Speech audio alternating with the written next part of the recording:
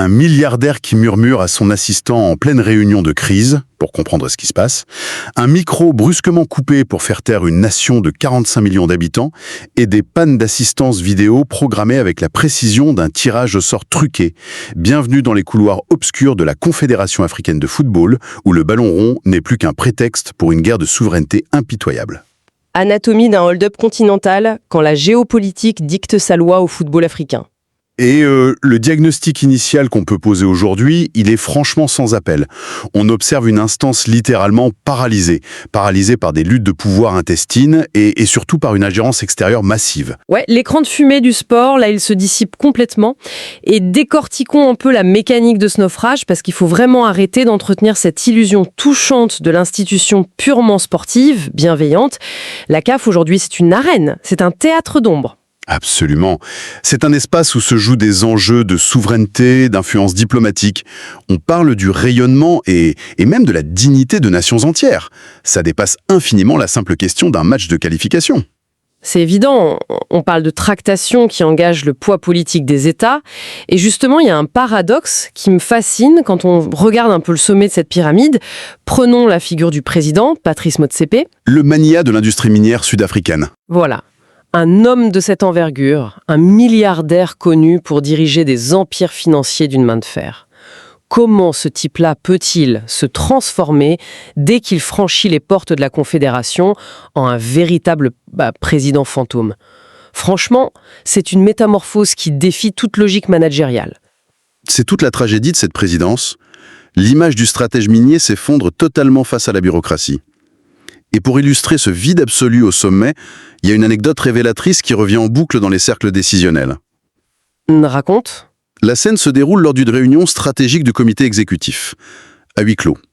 Sur la table, on a des dossiers techniques ultra sensibles, des contrats de droits télévisés qui pèsent des dizaines de millions de dollars, et là, Patrice Motsepe se retrouve manifestement, visuellement même, complètement déconnecté des enjeux.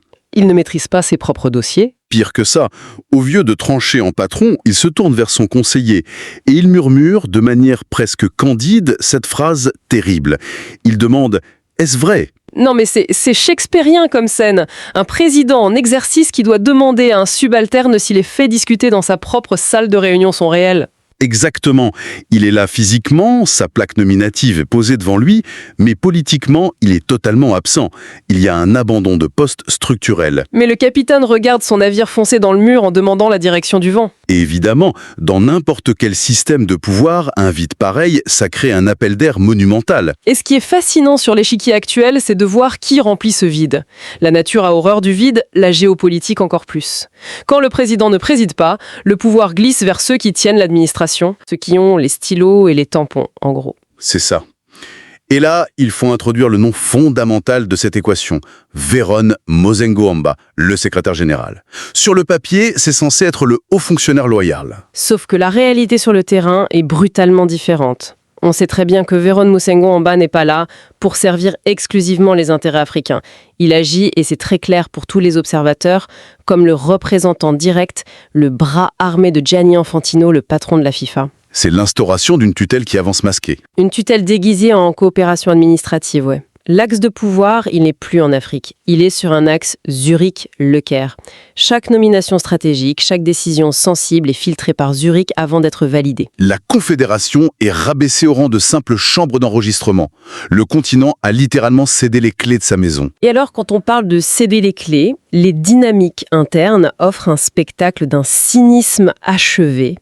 Les alliances de circonstances qui avaient installé ce fameux président fantôme volent en éclats. Je pense à la guerre ouverte entre Motsepe et Fouzi-Lekja, le très puissant patron de la fédération marocaine. Oui, c'est l'illustration de la diplomatie du fait accompli. L'influence marocaine au sein des instances est devenue prépondérante. D'ailleurs, l'exemple le plus frappant de cette perte de souveraineté s'est déroulé récemment lors d'un litige impliquant le Sénégal. Un problème purement africain, donc. Totalement interne. Normalement, ça se règle par les commissions compétentes. Mais là, Fouzi-Lekja a explicitement ordonné au secrétaire général de, je cite, « voir avec le Maroc pour régler le problème ». Attends, mais d'un point de vue juridique, c'est vertigineux.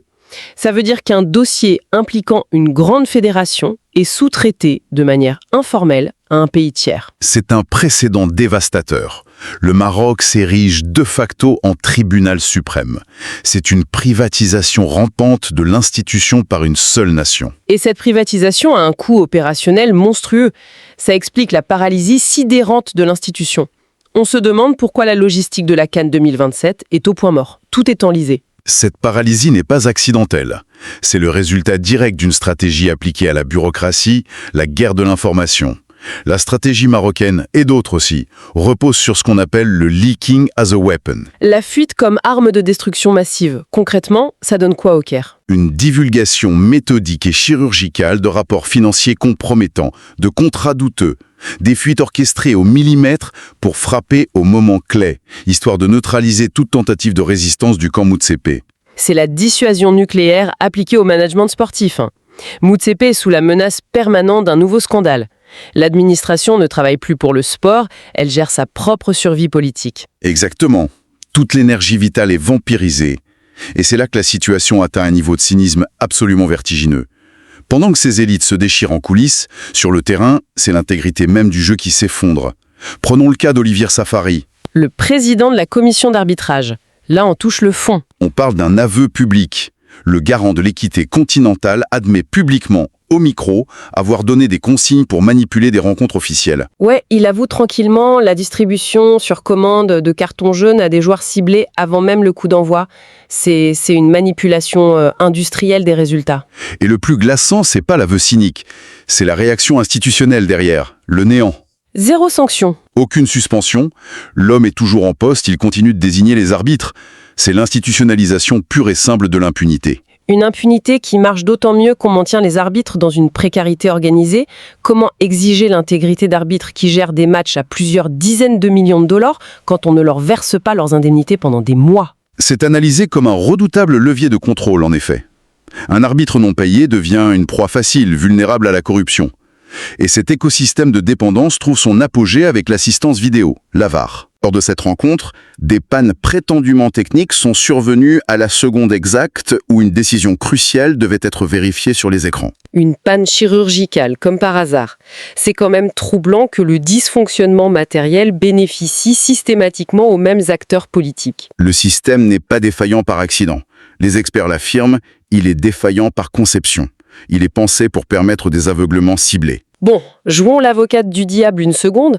Face à tout ça, comment une nation historique du football, comme l'Algérie, double championne d'Afrique, avec une diaspora ultra puissante, peut-elle se faire balayer et marginaliser à ce point des radars décisionnels ? C'est inexplicable si on regarde le palmarès, mais cliniquement logique si on regarde l'influence bureaucratique actuelle. Il y a eu cet incident majeur, l'image du représentant algérien Walid Sadi qui veut prendre la parole en session officielle. Et on lui coupe le micro depuis la régie. Instantanément.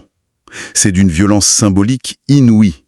La voix de 45 millions d'habitants numériquement sectionnée. Et personne ne croit à l'ingénieur du son qui trébuche sur un câble. Non, bien sûr. C'est un message diplomatique d'une brutalité folle. Une humiliation calculée pour dire à tout le monde « voilà le tarif quand on n'appartient pas à l'axe dominant ». L'Algérie est cantonnée à un rôle de spectatrice de sa propre éviction. Le contraste est cruel avec l'époque où Mohamed Raouraoua tirait les ficelles. Ah oui, c'est le jour et la nuit. Sous Raouraoua, la diplomatie sportive algérienne, c'est une vraie technocratie, un réseau d'alliances tentaculaires, une présence dans les moindres sous-commissions juridiques. Aujourd'hui, c'est le désert stratégique absolu de leur côté. Surtout quand on compare avec d'autres acteurs qui manœuvrent avec une redoutable efficacité. Je pense à Samuel Eto'o ou encore à la stratégie étatique du Rwanda. Le Rwanda, c'est un cas d'école. Ils attirent les congrès de la FIFA à Kigali, ils tissent des alliances transcontinentales. L'influence ne s'hérite pas, elle s'arrache. Il faut une technocratie hyper compétente, connectée et, disons-le, machiavélique. Ce que l'Algérie a complètement perdu. Mais au-delà des gagnants et des perdants locaux, il y a une question structurelle qui se pose. Comment ce pillage institutionnel, cette mise sous tutelle arrogante, peut-elle perdurer sans provoquer une révolte au sommet des États africains ? C'est vrai ça. Des chefs d'État très prompts à défendre leur souveraineté à l'ONU tolèrent ça. La réponse, elle réside dans le concept mis en place par Infantino, le fameux circuit présidentiel. Le court-circuitage des instances sportives locales ? Exactement. Infantino a compris que les fédérations nationales sont souvent faibles. Alors pour verrouiller les votes africains à la FIFA, il ne parle plus au directeur, Il va directement voir les actionnaires dans les palais présidentiels. Il traite d'égal à égal avec les chefs d'État. C'est un pragmatisme glaçant. D'un côté, il garantit des financements pour des infrastructures de prestige, des tournois mondiaux sur leur sol. Ce qui offre une exposition médiatique géniale pour ses dirigeants avant leurs élections. Et en échange de cette pluie de dollars et de prestige, Zurich exige leur silence total sur la gouvernance catastrophique de la CAF. Le verrouillage vient d'en haut. C'est un pacte faustien. Mais face à cette autopsie du désastre, c'est quoi la feuille de route d'urgence véchue? On est tous d'accord pour dire que la solution ne viendra pas de l'intérieur. Les anticorps de l'institution sont détruits. Il faut l'activation de leviers externes, à commencer par une intervention politique directe de l'Union africaine. Les exigences minimales sont claires. D'abord, un audit indépendant par des cabinets internationaux sur tous les contrats de la dernière décennie. Ensuite, une rupture juridiquement actée de la tutelle de Zurich sur les nominations internes. Le retour à la souveraineté. Et enfin, pour le scandale de l'arbitrage, il faut des procédures pénales transfrontalières contre la manipulation avouée des matchs, pas juste des petites commissions disciplinaires internes. En attendant, c'est tout un continent d'1 milliard de passionnés, une jeunesse ultra dynamique, qui sont quotidiennement trahis. Leur patrimoine émotionnel est confisqué par une poignée de technocrates qui ont transformé ce sport en champ de bataille privatisé. C'est triste à dire, mais c'est devenu une guerre d'usure. Et ça va laisser des traces profondes. Si le football est aujourd'hui le miroir le plus grossissant des rapports de force géopolitiques, on est en droit de se poser une question bien plus troublante. L'incapacité actuelle du continent à protéger la souveraineté de sa propre instance sportive ne préfigure-t-elle pas de manière effrayante les futures capitulations diplomatiques de l'Afrique sur la scène internationale ?